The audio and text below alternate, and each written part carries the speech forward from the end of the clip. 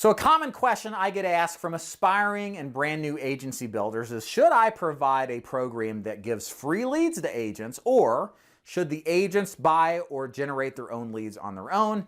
In this video, I'm going to give you the pros and the cons to doing either or, as well as share my experience in running my operation, offering both types of strategies. My name is David Duford. I own this YouTube channel called Insurance Agency Builders. I have nothing to sell you. I'm not interested in recruiting you. The purpose of this channel just is to provide great information, experience, and wisdom building an agency for the past 10 plus years, since 2013, to help pay it forward to you so that you can be more successful faster than I was, while minimizing the landmine effects that can negatively affect your agency and reduce your overall success. So let's jump right into this. So we're going to first talk about the pros and the cons of a free lead program. So again, just to be clear, a free lead program is where you, the agency owner, and your recruits that you bring in, you provide them some sort of free leads so that the agent doesn't have to invest their own money into leads. So what are the pros of this system and this approach? First of all, there's no investment barrier to recruiting. In other words, as a recruiter, one of the issues we have, if you don't have a systematic approach and different strategies in place, is how do I find people to join my agency that are qualified? Well, one of the issues that disqualifies a lot of people is the lack of budget or the fear of spending money. So when you provide the leads for free to the agent, well, what does that do? It opens up the availability in the pool of applicants that can apply and join your agency. So you can arguably on some level find it a little bit easier to recruit to when you don't have to worry about saying, well, you know, you got to spend $1,000 a week. And they're like, what? $1,000? I don't even have that in my bank account. So that means more potential recruit volumes. Second of all is more recruit interest. And that's really synonymous with what we described. You're going to get a lot more people interested in your profession because it's more like a job than it is running a business, right? Job being, you know, a sales job, you don't have to buy leads. Whereas a business, yeah, you got to buy your own leads. So you're going to get more interest that way. And then lastly, or second to last here, is agent psychology. Again, this is the issue, and you're going to find agent psychology is a pro and con with all of these, right? Because there's just different human elements at play here with whatever system we're talking about. One of the biggest challenges in this business is to get people who buy leads to continue to buy leads even when things aren't going so well. We all that run the agencies know that there are good weeks and bad weeks. And sometimes people can talk themselves out of running their business temporarily, sometimes permanently, by pulling back on their lead investment. And there's a whole psychology around investing in a continually large amount of money into leads every single week when we're not seeing the immediate return. So by you paying for the leads, you're negating that psychology of should I do this or not? And you're basically saying, hey, you're a good guy, we believe in you, we're going to keep providing you as long as you're writing leads. We know you're going to have off weeks here and there, but don't worry about coming out of pocket for leads, just go work, work, work, work. And so that keeps the agent a little bit more focused bandwidth-wise on the primary thing, which is work, is selling, and less opposed to losing, because that's the potential downside risk, right, when they buy their own leads, is a potential loss. And I think partially because there's no such thing as a free lunch, a properly structured free lead program should lead to a higher return on investment for you, the agency owner, versus doing a broker policy or broker strategy where you're earning a lower margin. Anytime you have to provide leads at your cost, which is typically the strategy, you're looking at a situation where you're at risk for loss, right? And anytime that you're at a higher risk for downside loss, you should have a higher return on investment when things go well. So I think your margins should be a lot higher. For example, we make somewhere between 50 to 100% on each sale that a free lead agent makes when they first start. Sounds like a big margin, but I'm putting out for our free lead program $40 per lead, working on bringing that down. But what if the guy doesn't produce? That ain't no fun. That's a lot of money I lose, and it's going to be hard to get somebody else to work those leads. So I have to have suitable return on that investment to make it work. And so I think it's possible with less agents, but good agents, to make a lot higher net income to the agency than it would if you were just strictly working brokers.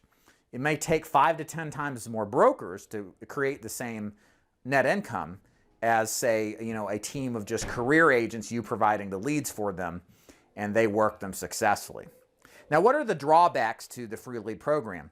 You got to guard the vault, okay? So what do I mean by that? Well, when something's free, there's agent psychology, there it is again. There's less of a respect sometimes for the fact that you're providing somebody free leads. There's not much at risk to the agent. So if they don't go work, it's like, well, so what? Granted, they'll get fired. There is always that risk, and that could be bad. But a lot of the times, the leads aren't treated in the same fashion as they would if they were buying their own leads. So you got to be very protective in watching your financial situation when you're providing free leads. Just because you give them leads doesn't mean that they can do whatever they want. There's some expectations, like what's the average required conversion ratio? What's the average premium required? When are you going to shut them off from free leads? If they have 2 good weeks and 1 bad week, do you keep giving them leads? Do you make them keep working? You're going to have to create a system to deal with this, right? And so, because otherwise, if you just constantly give free leads, you're likely going to be in the position to where what? You're at risk of losing. And you can lose real big real quick if you're not careful with how it goes. The other issue you deal with free lead programs, and this is really a function of really any product, is you're always going to have recruiters tempting holding out the hot dog of high commissions, right? So a lot of email recruiting, a lot of LinkedIn, Facebook, cold calls will be talking about high contracts they can get. And at some point, if they're contacted at the right time when things aren't going well, they may start to think that, the real problem in this business is that, I have low commissions. I'm leaving tens of twenties of thousands of dollars on the table because of these low comp structure that I have. And that's why I'm not successful, right? So you have to be aware of that as them being constantly propositioned to give up this business model to go to the high commission level model instead. And then the last thing, of course, is there's a higher loss potential. With a higher return on investment, there is a higher loss potential. If you're buying fresh leads, there definitely is. If you're recycling age leads, it's going to be less so. But that's just the nature of any business model where, you're putting your money up front versus, on the broker side where you don't really put any money up front. Now, let's talk about the broker side. So that's, I call it the broker side, but this is buying your own leads as an agent versus getting leads for free. So the pros of this to the agency is this minimizes risk. So when I started my agency, I only exclusively took agents that would buy leads. I was an entrepreneur. I am an entrepreneur. I think like an entrepreneur. That's how I talk. That's my psychology. So I wanted people like that. And so part of being an entrepreneur is you got to carry your own costs of doing business. And then the other side is I just didn't have the capital when I first started my agency to come up with money to provide these agents. And I really didn't want to micromanage and babysit a bunch of people too. So I really wasn't turned on or was attracted to the idea of providing free leads. So we specifically stuck with the you buy your own leads model and to minimize risk. And really, even though it was a smaller spread, it was secure in the sense that only a chargeback or roll up could cause something like that to happen to where we'd have losses. And then the other side of it is agent psychology. I truly think that the hardest working agents are the ones that have skin in the game. And when you put your own money into leads, you're much more likely to take action on getting the sales out of those leads and getting back to zero and beyond. Whereas the psychology for that when you're getting free leads is much less so the case. Because so what? You just lose time, not time and money. So I think the motivation of a person buying their own leads tends to be a bit higher and results in a higher success rate. So now let's talk about cons. One of the biggest cons, guys, if you're going to have somebody buy leads, there's going to be less people interested in joining your agency because a lot of people don't have money or they're afraid of spending money and they have psychology issues with the ability to put out that money. So you're likely reducing your pool of applicants considerably when you require them to buy leads. And then there's also a time loss potential. Now this is something of interest to me, and this is true really of all of this stuff here. Look, you can bring people in like what we used to do, and then only on the verbal promise they're going to buy leads, train them, and then turn them away or turn them out to go sell, and they don't ever actually buy leads because there was never really any skin in the game. They could put their toe in the water, use our resources without investing their own. And so one of the things that I do to help mitigate against this time loss potential of recruiting agents that say they're going to buy leads but never do is I require a lead deposit up front or evidence that they've bought leads like yesterday. And that filters out the weak hands that are just, you know, just not going to do that. And I'd rather do that now than deal with training them for weeks on end and they never take the first jump. Like, for example, we had somebody cancel today on an interview, and they were complaining, no legitimate operation requires you to pay up front. I'm like, look, you're not paying, you're depositing money for leads you would be purchasing, and they're not going to rebook with us. But I like that, because I'd rather take care of that before we even interview, because if that's a holdup to them, fine. I don't want to waste their time, and I don't want to waste mine, right? Okay, so lastly, let's go ahead and wrap this up and talk about how I run my operation, because I've grown and evolved a lot over the past 10 years. And we currently do a mixture of free leads and broker leads, with most of our agents buying their own leads. Historically, we've appealed to the broker type of mentality. They buy their own leads, the more entrepreneurial types. So most of our business is based off of that, but we started to extend and trial out the free lead model, because I think there is a category of agent that works better on free leads. So we've been working that to some success on the face-to-face side, but we've had very much difficulty, and we're revisiting potentially doing it again in third or fourth quarter 2023 on the telesale side. We had attempted that early on, and there's a lot more cost and complexity in a telesales model. It's a much more difficult model to train agents on. And we did it, and it was just a big loss. It was, you know, I don't know how much money we lost. Not a terrible amount, but very, very little success rate compared to the face-to-face model. And here's the thing, and I'll give you some advice here if you're going to go, especially the free lead route.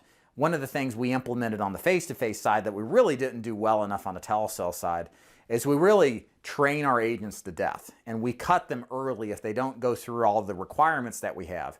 We almost think of that first week that we're training agents for our free lead face-to-face program as an extended interview. It's almost like a probationary period.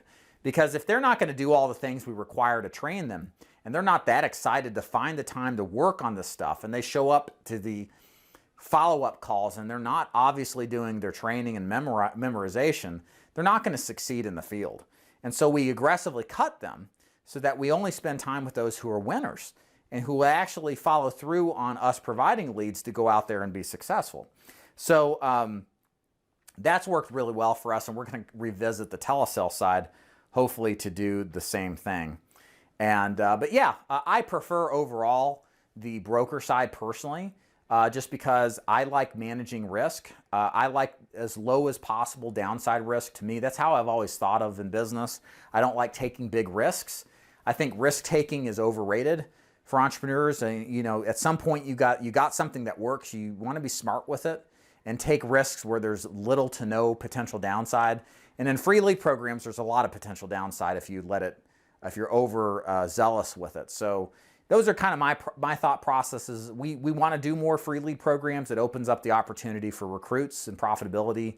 But what we've discovered is you have to just drill these agents to death and make sure that they're ready, and quickly can them as soon as they show signs of them not taking this seriously, especially preemptively in the first week of boot camp training that we have.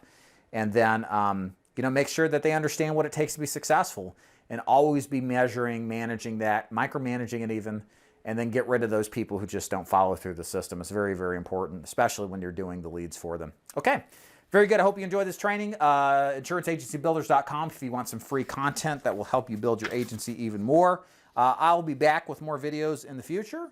Hope you enjoyed this one. Subscribe if you haven't, and we'll be seeing you around. Y'all have a good day. Peace.